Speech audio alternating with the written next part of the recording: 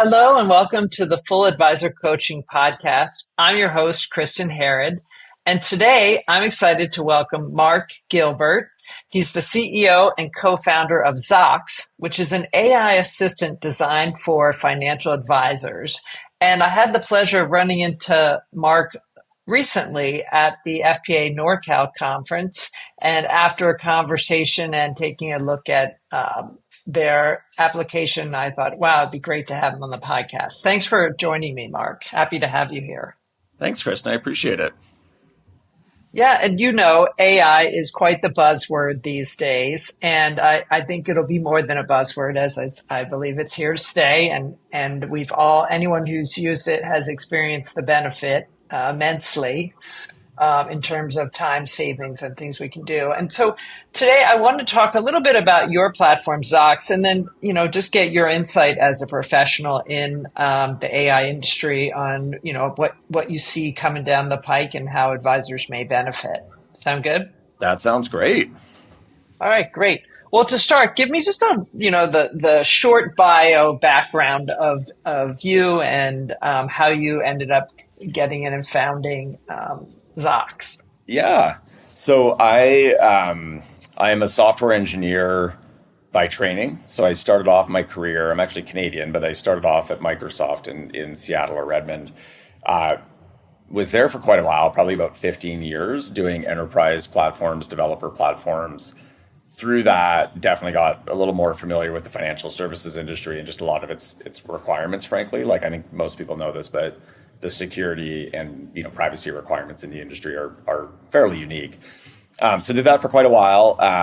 Fast forward, I left Microsoft after wanting to basically get to a small company and start something. So I went to a company called Hearsay Social in I think around late 2012, and that was focused purely on financial services. So it right. Was frankly my first time really going into what we call vertical SaaS. What it taught me was just how much more powerful software can be if it's really tuned for the scenario that that the user is in. Right. That makes sense. Yeah. And so I was there for a while. I became the chief technology officer for kind of the last bit there, and then went to a company called Twilio, which I find people either know well or have no idea who they are, but they're actually a large company. And they do, and this kind of all connects together, they do actually like a lot of communication and real-time communication for a lot of SaaS platforms. So if you're ever talking to an Uber driver, that's actually Twilio. If you ever get a text message from Airbnb or WhatsApp, that's Twilio. And so through that, I started, working with a lot of, I was the exec sponsor for a number of larger enterprises that were typically banks and insurers. And they really wanted to start to see into the conversation, like into the data, like what's actually going on here and everything else. And so we started Zocks a little over 3 years ago, initially with the goal of using AI specifically around kind of this conversation, right? Like these conversations that we have now, whether they're virtual, in person, or over the phone, we didn't really care. And then that grew. We had very, very positive feedback from that. We grew quite quickly. And through that have started adding, we've realized that AI can actually help advisors in a whole bunch of other ways as well. And so we by no means think that, we think that every advisor is going to have a lot of different AI solutions you're using for different things. It's almost like software, like you're going to not have one. Right. But we focus very much on really like productivity and everything around the client engagement that we can do there. That's like, the communication pieces, whether that's email, voice, all of those types of things. So yeah, it's pretty exciting. Right. That is exciting. And I just want to make sure we define for people out there, SaaS being software as a service, right? Yeah. Is that correct? Yes. Yeah, just making sure I knew. I've used the term so often I forget what it stands for. Software as a I love the term vertical SaaS. That's one I want to use. Vertical SaaS. I like it. But yeah, I can see how I remember Hearsay and that product offering for advisors. Yes. And another San Francisco company, which is exciting. I think it was based out of here, right? Yes. Yep. Yeah, it was based right by the ballpark. At China time. So yeah. Hey there, it's Kristen. Quick break. If you're enjoying the show and you want more, head on over to fulladvisorcoaching.com/resources. You can download the toolkits that I have there and join the free insider community. You'll be the first to hear about new trainings, fresh podcast episodes, and I share with you real-world strategies that I see working for advisors right now. That's fulladvisorcoaching.com/resources. Go sign up. It's completely free. And now, back to the show. I've, of course, learned about Zocks from advisors, my clients who will talk to me and say, what do you think? Should we be using Zocks? And I was like, okay, tell me what it is. And so I've learned over the last year or so what you do. And it's come down to trying to find, starting off as hearing about it as a compliant meeting assistant. Yep. So fundamentally, like having it in the background while you're having a meeting, right, to be able to extract data and get notes and information. So tell us kind of just functionally how it works. I know to say it's just a meeting assistant is to leave most of the value on the table, and we'll get into that, but let's talk about just kind of the basics on that. Yeah, so the way most people use this for meetings is we really do two big things, I would say, for advisors who are meeting with clients. One is we will use AI to build essentially what we call a pre-meeting prep for them. And so when you're about to go in to talk with a client, most people know their clients quite well, but if you're busy and running around, and that the way the system works, it'll basically put all the information you want to scan and understand to kind of refresh yourself on them going in. And that can be anything from, some personal information, kind of a mixture of data around the household. We have some people who are like, hey, I want to see all their children and grandchildren's names on right away before going in, and maybe their hobbies so they can kind of warm up. And we have some people who really want to look at the portfolio, right? And they're like, I just want to know their top assets and I want to know what's there. So that data is there. And then because it's AI, of course, you can ask it questions and it'll go and answer questions for you as well. So you can be like, what sport does their kids play? Or, where do they go on vacation last, or whatever you want. And then during the meeting, whether it's virtual, whether on a Microsoft Teams, Zoom, Google Meets, any of these, if it's on the phone or in person, what we do is we join the meeting. So the way that works, just very tactically, is for virtual meetings, there's another window that joins that typically is named. The advisor will type their name in or the firm's name. And it listens. And then on the phone, you joining in as essentially like a conference call so that we don't listen to all your calls, because that isn't what most people want. And so they just kind of work whenever they want us to help. And then in person, we actually have mobile apps or a laptop app. And what they do in all the same situations is they just start it. And we actually listen to the people talking, and we don't create an audio recording. That's one of the big pieces for us from privacy. So essentially what we do is we'll listen and then we transcribe it in real time, kind of like if you turn on closed captions in Zoom or even on your TV and you see the text going by. And then we actually get data from that text. So we're like, okay, what assets do they have? Tell me about their family. What life goals do they have? What life events are they going through? We basically build out all of this information. And then when you're done the meeting, it takes about 1 minute to 3 minutes. And you just go and look at everything, and then we'll basically write up the notes. So you can just push those in. With one click, you can push them into your CRM system. With one click, you can push action items. We'll detect all the action items and who's supposed to do them. So you can take yours, assign them to different people on your team if you want, or just assign them to yourself and push them in the CRM system. We'll even generate a follow-up email for you that will mimic your tone, what sections you typically send based on that meeting to a client, and just how verbose you are. And then we never send anything to the client. We're really there as an assistant to the advisor so that they have it all there. They'll typically open it up in Outlook, scan it, and then hit send whenever they're comfortable. And that's been very impactful. That's, as you mentioned, we do a lot more than that now, but that's where we started. And that is a huge impact for advisors. I think we see it for two big reasons. One is just they're spending a lot of time getting notes into systems. I think if we're honest with each other, most of them don't feel great about the amount of notes they have, and they should have. So one is that it's taking them a bunch of time, but the other one is that because it's software, we can capture more data for them. So things that they often hear that they know they want to remember, but they're like, oh, where am I going to put this down? We'll do all that, and we'll even capture more data. So they can, if they want to go back later and ask things, they can do all of that as well. Right. I have many questions off of this, but first and foremost, so I used to have my own RIA. I don't recall if I told you that, but I was a terrible note taker.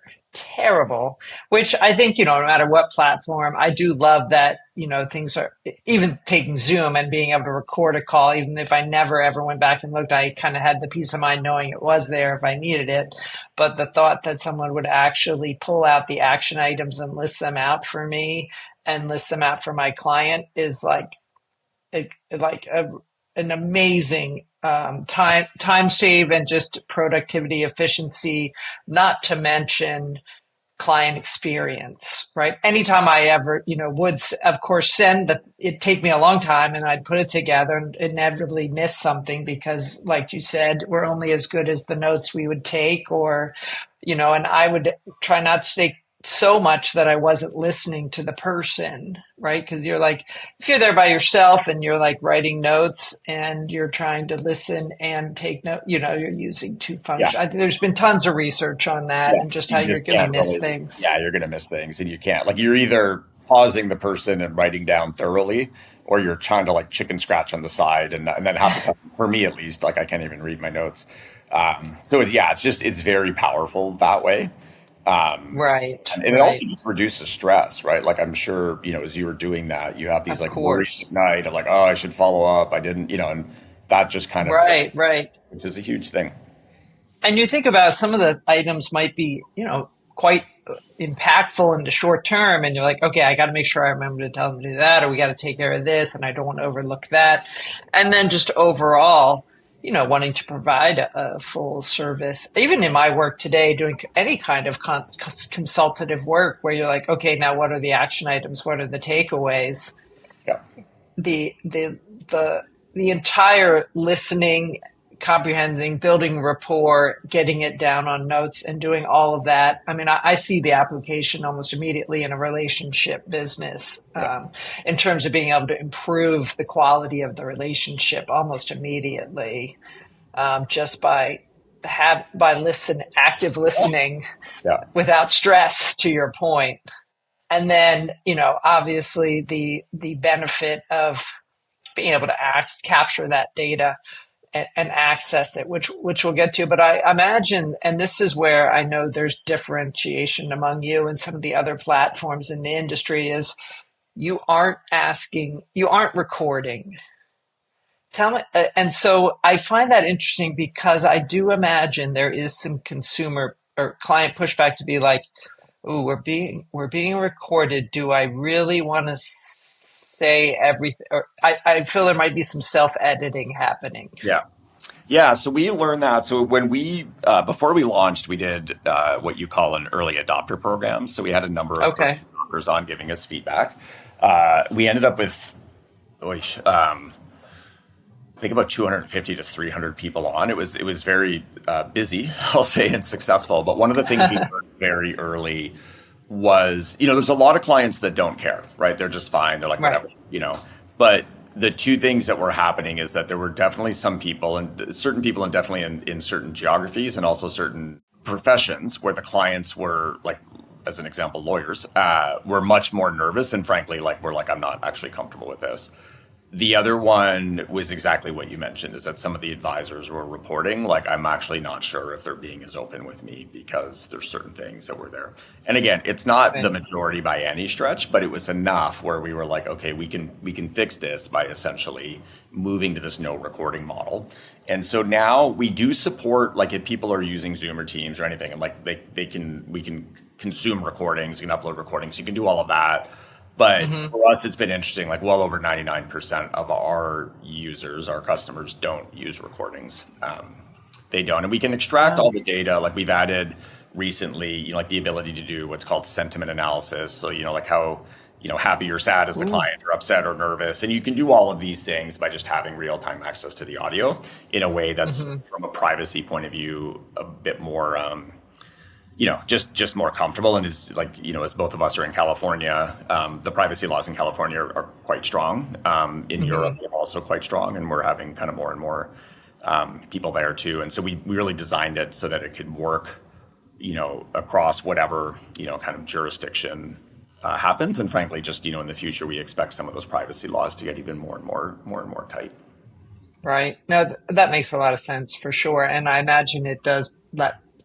It puts the advisor at ease too. The advisor, the client, everyone's feeling better, even whether it's sort of like tacit or if they really, Totally. Yeah.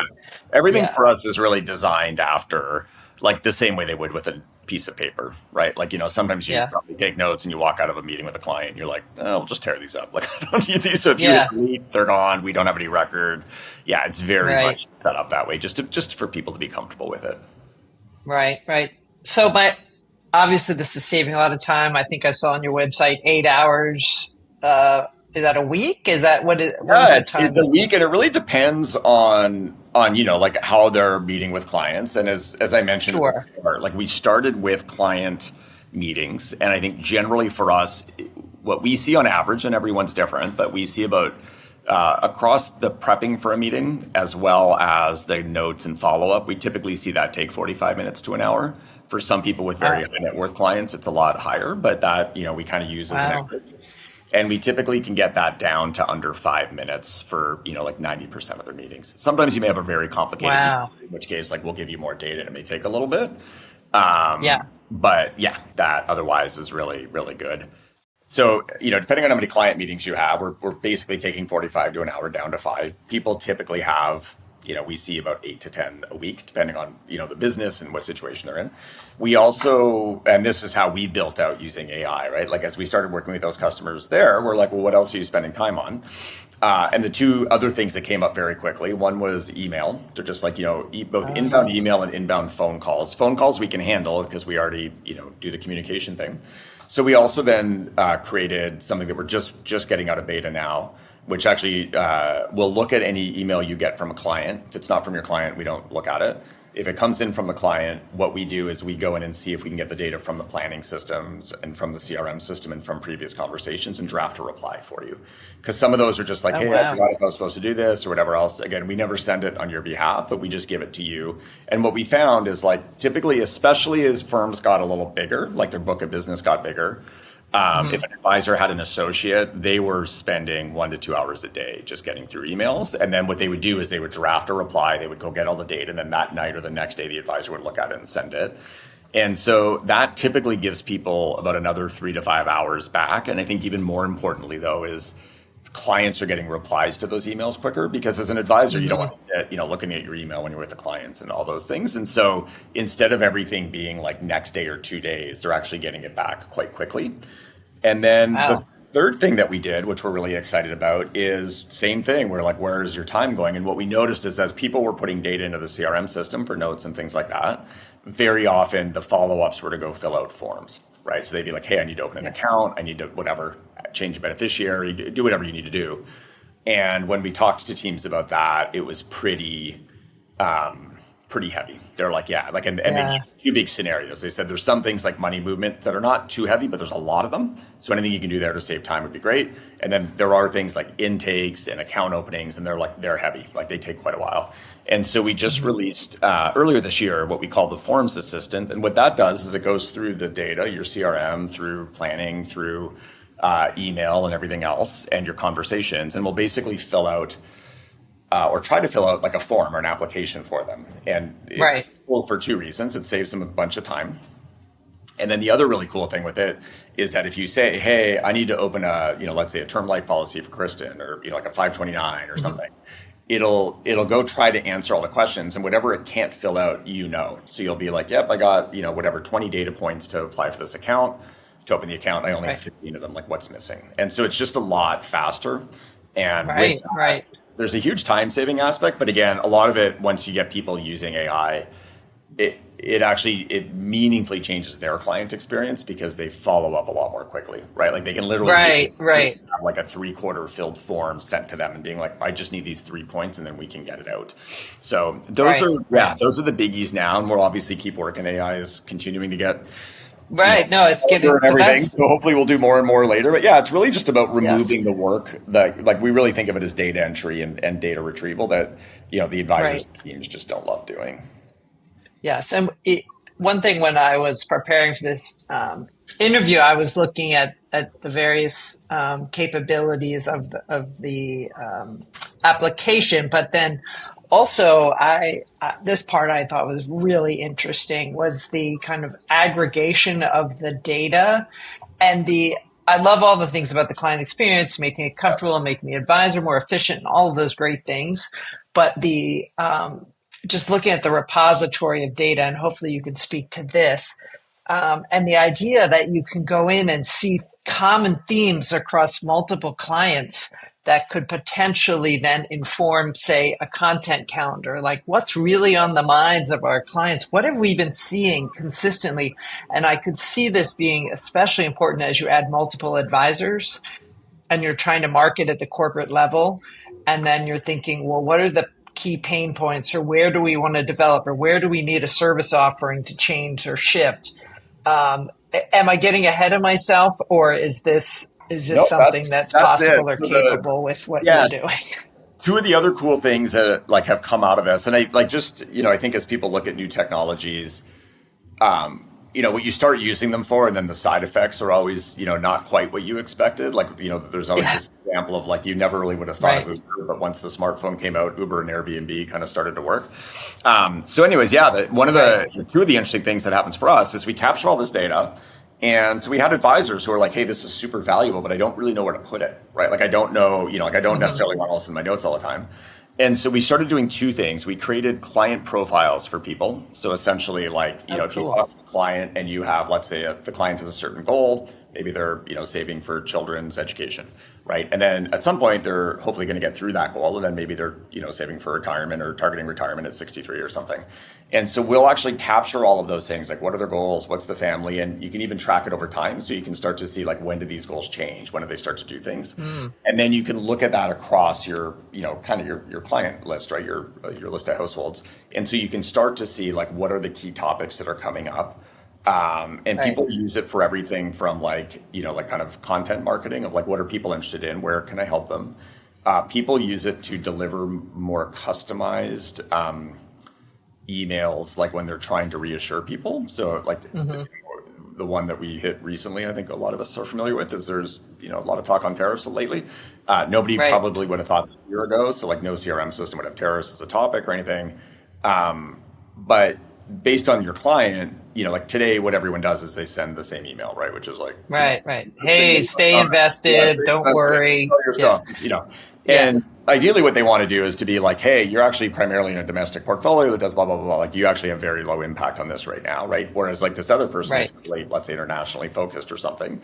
Maybe like, hey, we're doing this, we're watching it. Like whatever it is, it's just more custom. Right. Like if you're on the cusp of retirement, you might be worried about one thing versus younger, and you're like, you know what, we're going to see this happen many times over the next decades. I love that for sure. So segmentation, customization of messaging. Because no one can really write, like, if you have, let's say, 100 households, no one can write 100 custom emails, like no one that we know.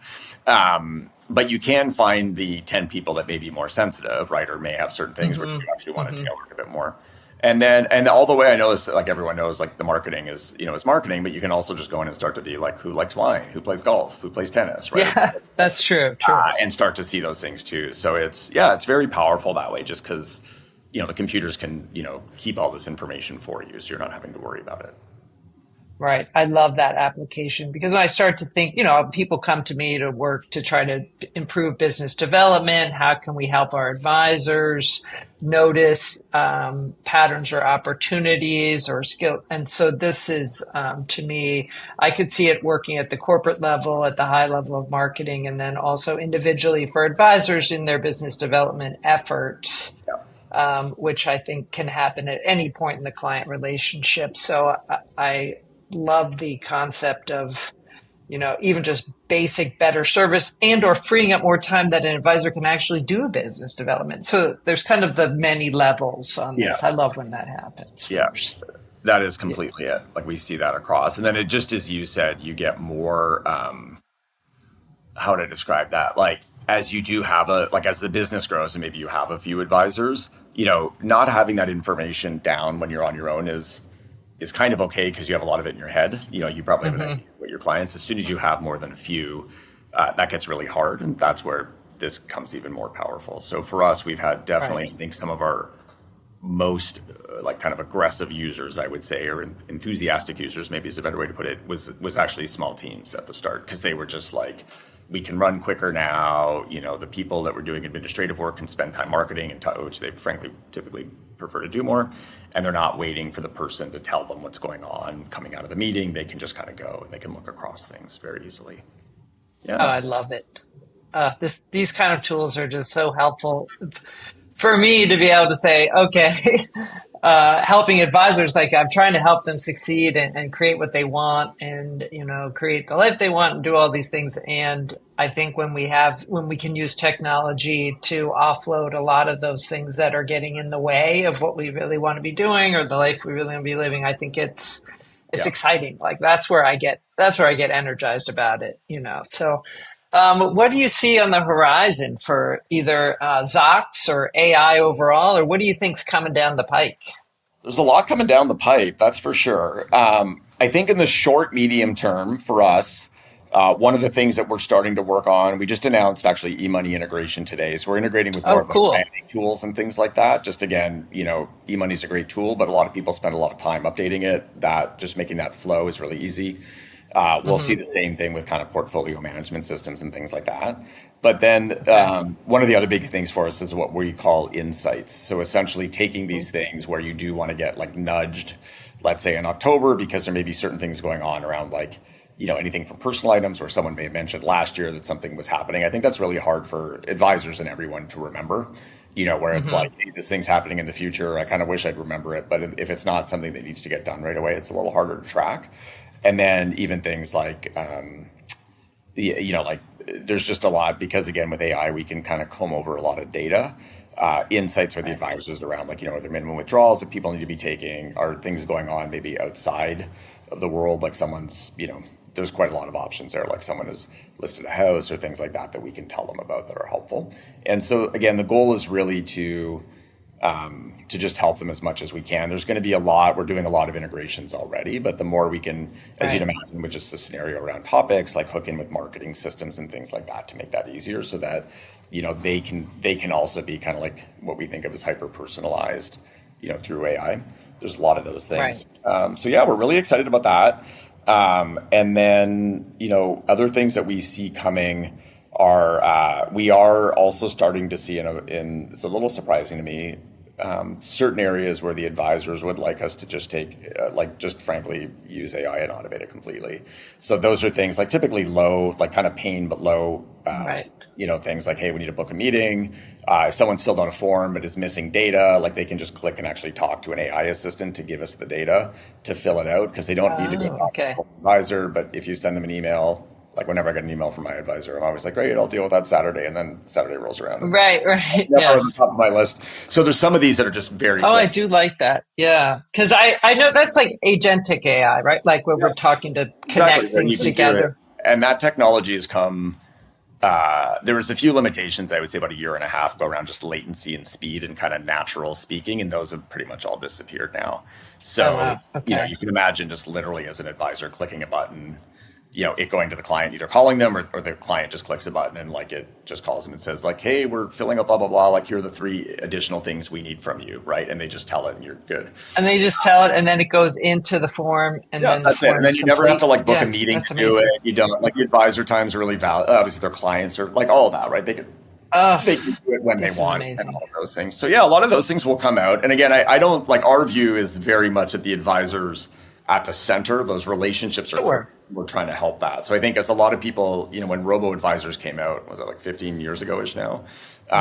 10, 15 years ago, I think a lot of people were like, is this changing everything? And the reality is, like, what it's done is it's offered a set of services to a set of people that advisors typically struggle to, frankly, serve fully anyways. And so it's kind of made some simple things. Right. And I think we're going to see the same thing with AI, where people will start offering additional services that maybe were reserved for a higher net worth band, to their clients, because they will have the time to do that and allow them to expand their business, allow them to help clients more, and do those things in a way that just isn't really possible manually, because they just don't have the time and the staff to do it.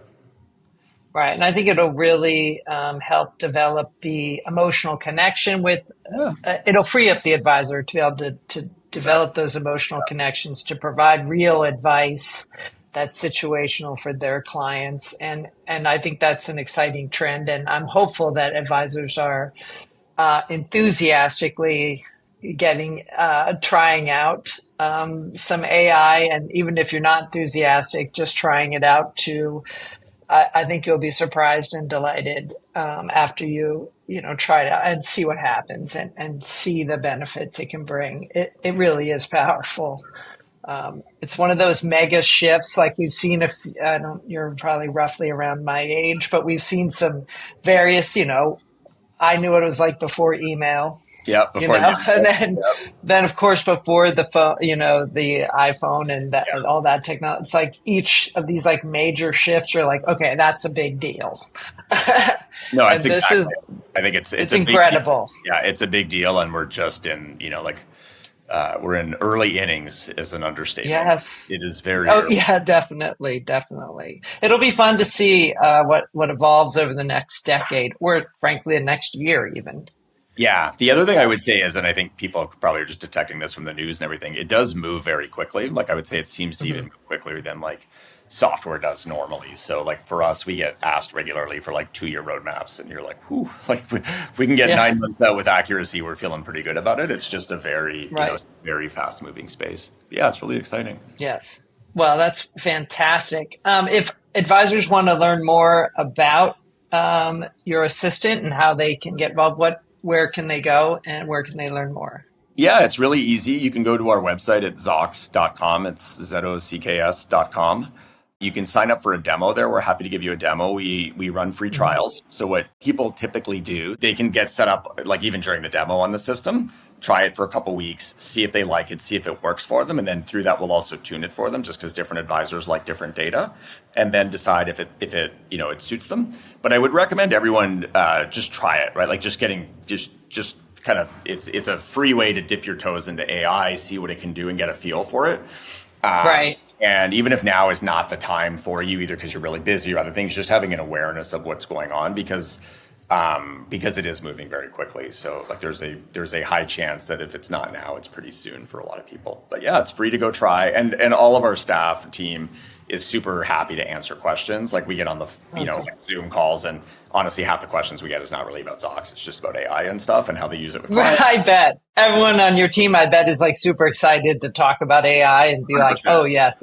I mean, people get pretty excited about it. So 100%. I would say don't get held up. I know it can be hard, it feels very committal to do a software trial. So just give it a shot. And I know if it's anything like talking to you, I'm sure it's not a high pressure situation where it's like, all right, sign over your firstborn. No, I just want to try. Yeah, it's just super want to try it out. It's a few clicks to try it out. Like the system is just meant to be, it's not like a CRM system or something that's a little heavier. Like it's easy to try. And if you don't like it, it's easy to stop. So yeah. Right. That's great. Well, and if anyone listening here, if you're thinking, wow, I'd like to try this out or be able to test this out in my organization, send this episode to your compliance officer, to your firm leadership, if you're not the one making the decision, and let them have a listen so they can get past it and you can try it out. If you do want help with your business development efforts and how this maybe could plug into that, feel free to reach out to me at fulladvisorcoaching.com. You can schedule a call by clicking the request to call button in the upper right corner. And as always, I'm very delighted and thankful that you've tuned in and joined us. Mark, thank you so much for joining me today. Get out there, give Zocks a try. Keep getting your feet wet in the AI. It's coming. It's going to be super helpful for you if you haven't tried it yet. And if you have, just feel free to reach out and share what you found with me. You can reach me on LinkedIn. I love hearing about the tools. I like hearing what's out there. And frankly, we're all here to learn together. So thank you so much, and go out and make it a great day. Thank you for tuning in to Full Advisor Coaching, the podcast. If you enjoyed today's episode, please hit the follow button so you'll never miss an episode. To learn more about how you can become a part of the Full Advisor community, visit fulladvisorcoaching.com. Remember, stay connected and get notified as soon as brand new episodes release. Click the follow button now. The content has been made available for informational and educational purposes only. The information covered and posted represents the views and opinions of the guest and does not necessarily represent the views or opinions of Kristen Harrod or Full Advisor Coaching.